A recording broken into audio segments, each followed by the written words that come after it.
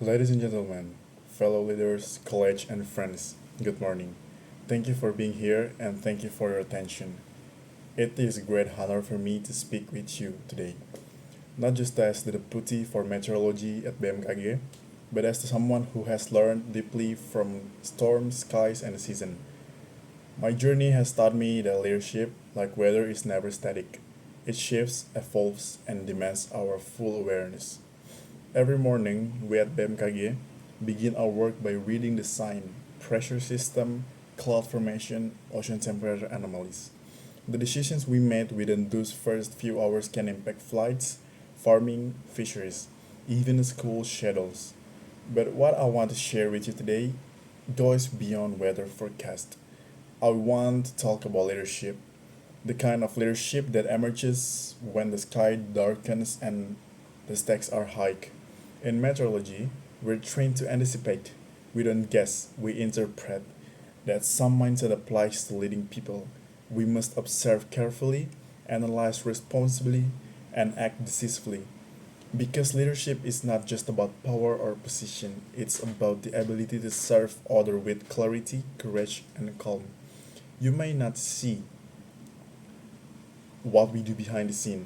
You may not notice the team that work all night interpreting satellite image or updating warning system. But behind every weather report is a group of people leading quietly, choosing responsibility over comfort. This is the kind of leadership I believe in. Not flashy but grounded, not loud but deeply impactful. And so, today, I invite you to think differently about leadership, not as something distant or reserved for those with titles, but as something within your reach. Whether you are leading a national agency or simply leading your family through a difficult time, you are practicing leadership, and the storms of life will test it. So, the storm test the leader, challenge in crisis. Let me take you back to early 2021. Heavy rain had been falling nonstop in South Kalimantan. Our satellite images were showing anomalies in the cloud built up over the region. At around 2 a.m., our Central Forecast Division sent out an urgent message. The area was likely to face a major flood within the next 12 hours. I was in the office when the alert came in. I remember staring at the screen and realizing we had less than 10 minutes to make a decision that could affect thousands. Should we issue a formal warning that may cause panic or wait for more data? The atmosphere doesn't wait. That night, we acted fast. We coordinated with the local disaster agency, alerted the public with clear messaging, and prepared evacuation guidance. Some called it excessive, but when the flood war rose, our actions saved lives.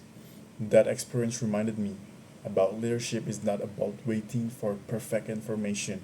It's about taking the best action with the knowledge we have now. Crises are the ultimate leadership test. They expose weakness, they amplify mistakes, but they also reveal strength. As public servants in meteorology, we do not get to delay decisions until we are 100% sure. We must move with 80% certainty and 100% accountability. That is the burden we carry, and it is one I do not take lightly. One of the biggest challenges of leadership in crisis communication. Scientific language does not always translate well into public action, saying 80% probability of convective rainfall due to intertropical convergence means little to a fisherman. We must learn to speak with both scientific integrity and human clarity. That is leadership too, to making complexity and understandable. So we're just not trying to speak about what happened in the situation of weather that day, but we try to make people understand. So we just not use the scientific language, but we use what the people can understand our language, what we spoke, and what the purpose of what we say. And let's not forget the emotional weight when a city floods, when a flight is delayed, When people lose homes or loved ones, it's easy to point fingers at us, but we must remain steady. Leadership means facing the storm and standing firm, not because you're unshaken, but because people are counting you. The next is from the sky we learn leadership principle from nature. The sky is a powerful teacher. It shows us that chance is constant. No 2 days are the same, and no matter how perfect the science, nature has always surprising us. The leaders must embrace this uncertainty, not fear it. We don't lead because we know everything. We lead because we are willing to respond, to learn, to adapt. One key from the sky is timing. Just like in issuing a weather warning, leadership requires knowing when to act and when to wait. So we're just not trying to act like this or act like that, but we knowing when should we act and when to wait. Acting too soon can cause unnecessary panic. Acting too late can be fatal. Great leaders learn to sense the moment, and we learn, I learn, you learn, we all learn how the perfect momentum to tell people about information, not just the best on data, but on intuition shaped by experience. Another lesson is collaboration. In BMKG, we never work alone. We rely on global data sharing, regional coordination, and interagency teamwork. The atmosphere does not respect borders. Neither should our leadership, and in neither should our leadership, whether it's coordinating with the aviation sector or local government. True leadership means bringing people together for one common goal: safety. We also learn humility from the weather. You can have the best model, the most accurate forecast, and still be wrong. Leadership demands the same humility, admitting when you're wrong, correcting your course, and most importantly, is listening. Listening to your team, to the public, to feedback you don't want to hear. Lastly, nature teaches us to stay calm under the pressure. A storm does not ask if you're ready, it arrives. As a leader, people don't look to you for panic, they look to you for presence. You're calm because they're confidence. That, I believe, is one of the most powerful form of leadership. So, I want to tell the most important thing for being a leader is to being calm. Because if you show calm, people trust you and people can be calm. But if you show the panic for the people, so what is you show up to the people is making people getting panic too. So the situation is more can be help or something each other. The human side of leadership, empathy, trust, and survive. Leadership is not just about strategy or system, it's about people. Behind every forecast is a family. Behind every early warning is a farmer trying to protect his crops. Behind every wind chart is a pilot trusting our judgment. If we forget human side, we lose the meaning of leadership entirely.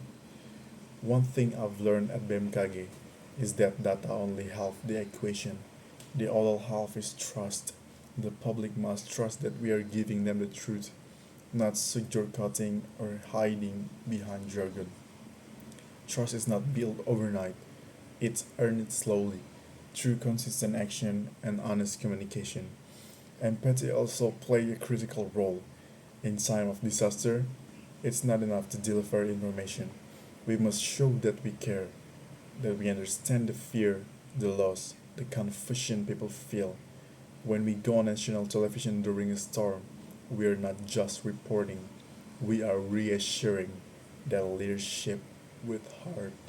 We often think of leaders as tough, stoic, unshakable, but some of the best leaders I know are those who are vulnerable enough to say, I don't have all the answer, but I'm here to help. That vulnerability builds connection, and connection is foundation of collective action. So it's just not personal action. but it's the teamwork, like what I said before I mentioned it. So let us not lead with fear. Let us lead with presence, with listening, with humility, because people don't remember titles. They remember how we made them feel.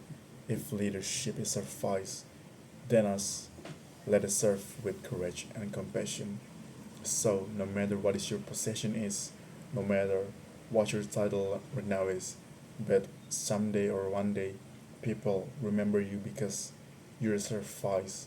You can make them feel calm, you can make them feel safe, and you make them feel trust. And I want to tell you, the closing statement is everyone can lead. To everyone listening, especially the young generation, I want to remind you leadership is not a position, it's a decision. You not you don't need to be a deputy, a director, or a minister to lead. You just need to be someone who dares to take responsibility when others look away. Start small, lead by being consistent, lead by standing up for truth, lead by showing kindness when others choose silence. The storm may be loud, but your calm is louder. Never underestimate the power of one focused, steady, empathetic leader. The future of meteorology and of any field depends not just on innovation, but on leadership with vision and values. We can build the most advanced warning system in the world, but without courageous people behind them, they are just machines. We need leaders who believe in their mission. As I close, let me say this: storms will come, that is certain. What is uncertain is how we respond. Will we freeze in fear or rise in the accession? We will wait for someone else to lead or we will step forward. And remember this: we cannot control the weather, but we can choose how we lead through it. And sometimes the choice makes all the difference. Thank you. I'm Benjamin Rai, the Deputy of Meteorology in BMKG. Thank you.